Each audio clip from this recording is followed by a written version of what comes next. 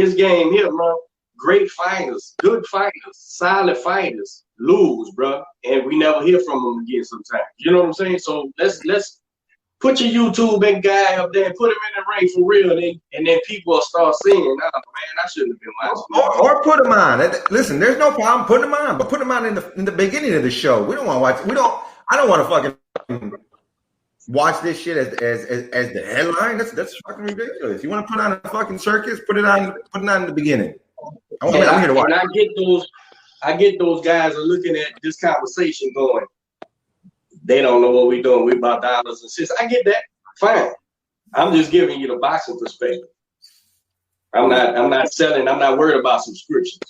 Yeah. So, Shot, you're gonna dye your tips blonde and and make some YouTube videos. This the most blonde I'm getting.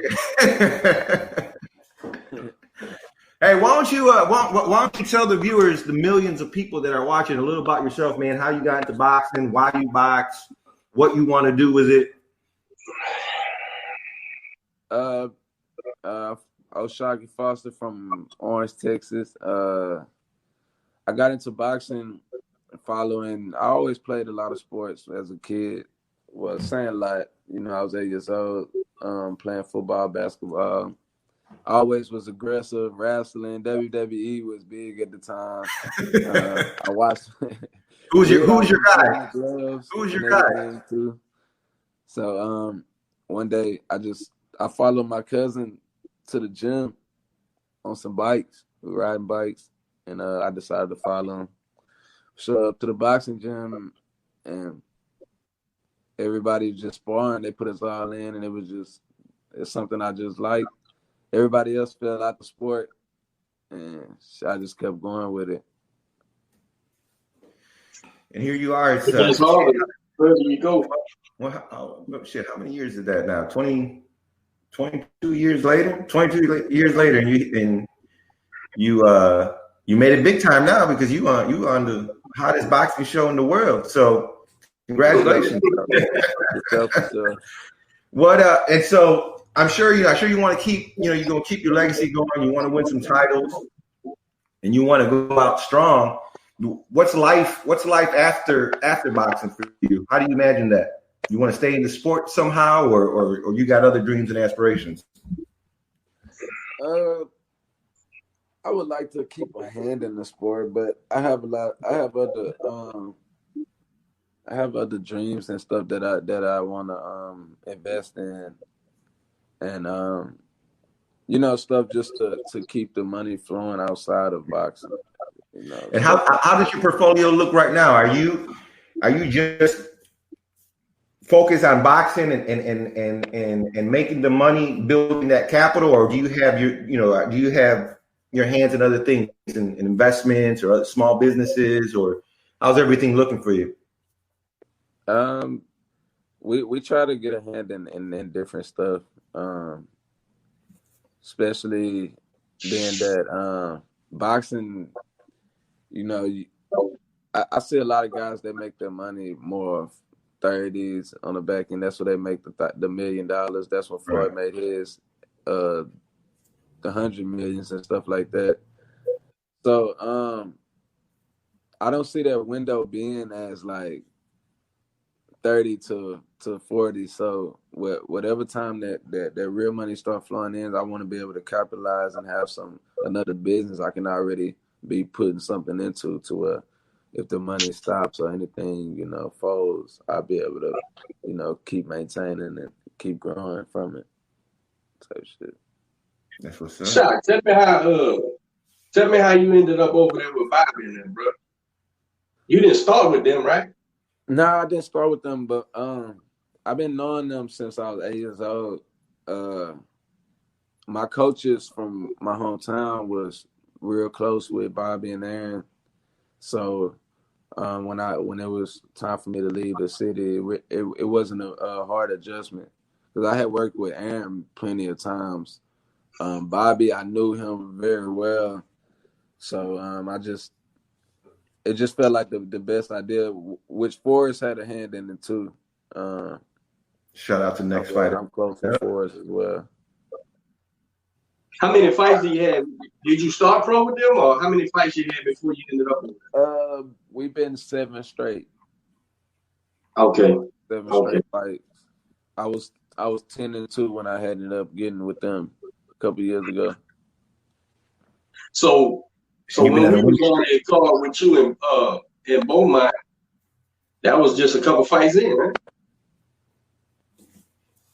Nah, that was like 2 years ago. Right? Yeah, that was like my second. That's like your fourth fight. Like my fifth fight in, yeah. That was a knockout. What, did you knock him out? In Beaumont, he didn't come off the stool for the 4th round or something, the 3rd round. Yeah, that was a great performance that night, man. Wasn't so that was with the right people? You I forget who you ended up signing with, because I seen Lou DiBella. Are you still with him?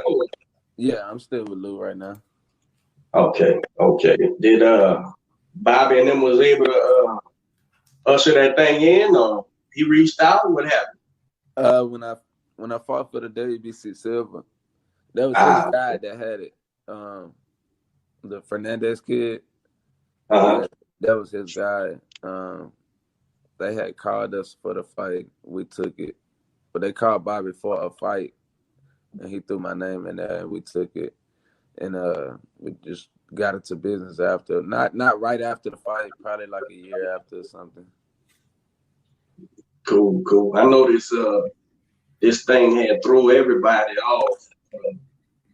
I got a 6 fights that first year, and then this year ain't did shit, and so it's frustrating for everybody. Everybody's frustrated with it, and even the Lou DiBellas, everybody, is trying to scramble for that. And the people who's doing shows, hell, they got a game, they got their own stable they trying to give slots to, so it's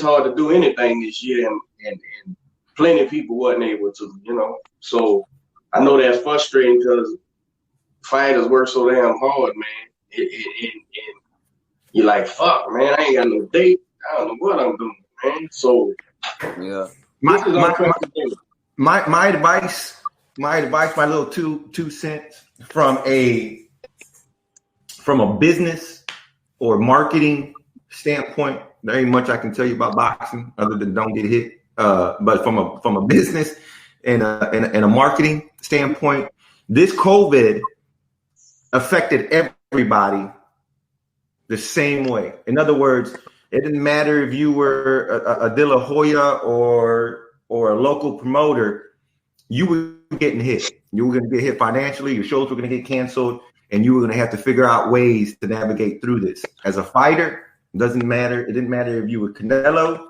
or if you're a local journeyman, you were going to be affected. You're in a great position, I think. When I look at it on paper, I think you're in a very good spot because A, you're young. You're 26 years old. B, you have a lot of experience. You have a good record, 17-2. You have a belt.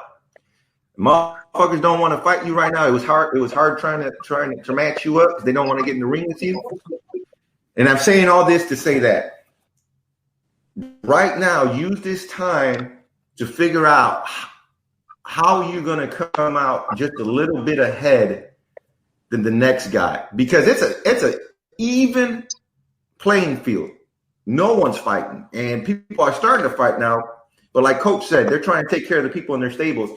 You got to look for those little tangible things that are going to get you ahead, because once things open up again, this whole COVID was a reset button for everyone in all industries. It was a reset button for the country because it put everyone on a standstill. No one can move. No one can do nothing.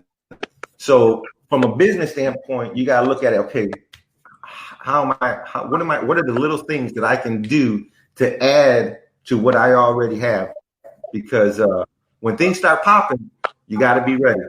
And of course, stay ready in the gym. Keep sparring.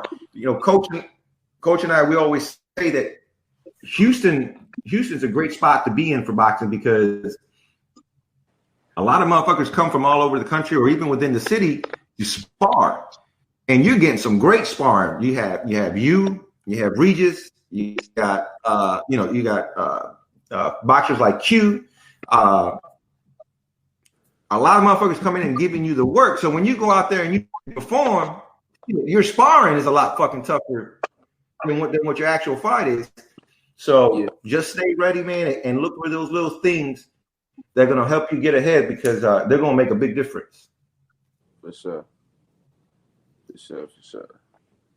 Man, you should have seen Shaq and Shakur getting it in for his last fight. Yeah, I don't never stick around and watch sparring.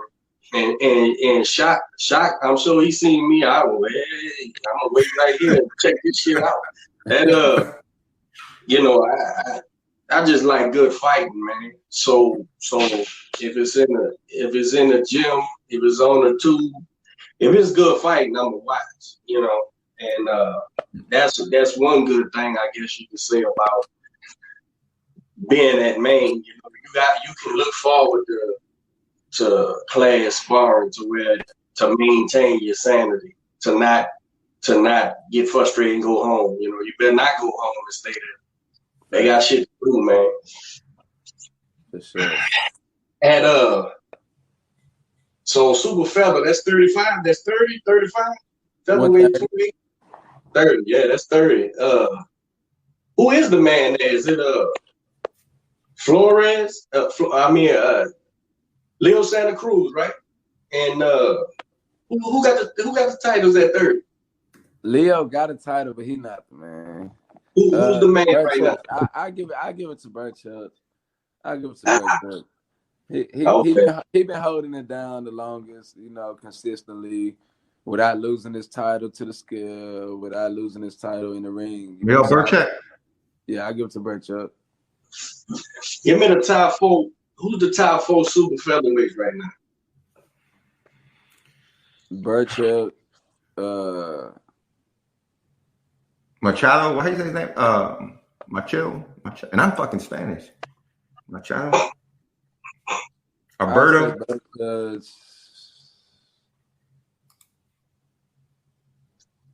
Me, Shop.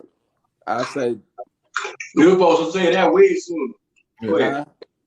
You were supposed to say that way sooner, but go ahead. I'm in there,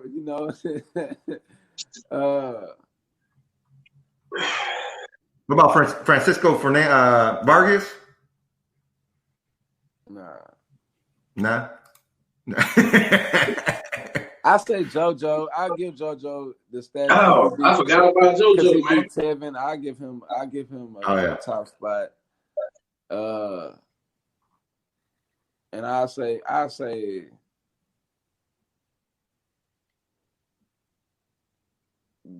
shit. What about that? You gotta say Heron to somebody. I don't really believe in Heron either, but He fights fighting. Yeah, I think so. Yeah, I think so. Hey, what you made out of Farmer's last fight, bro? What you think went wrong? Not that whether you're high on him or not. I'm just saying he was flat. He was flat in that fight with Diaz. I mean, it could have been Diaz. Diaz made him flat, but he didn't seem like he ever got started to me. He couldn't even get started.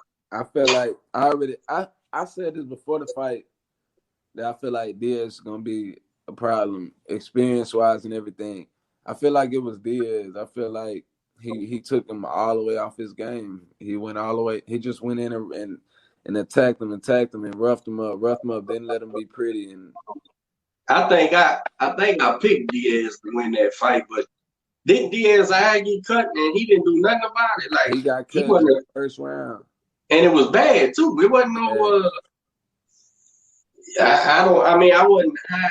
I don't want to sound like I'm a fan, but I wasn't high on Farmer. But I know he was being pushed, and I was like, man, he can't get nothing together in this fight, man. He couldn't put nothing together, man. Yeah, I didn't understand, but like you said, I guess JoJo was the kryptonite, kept him from. when you got that boy injured like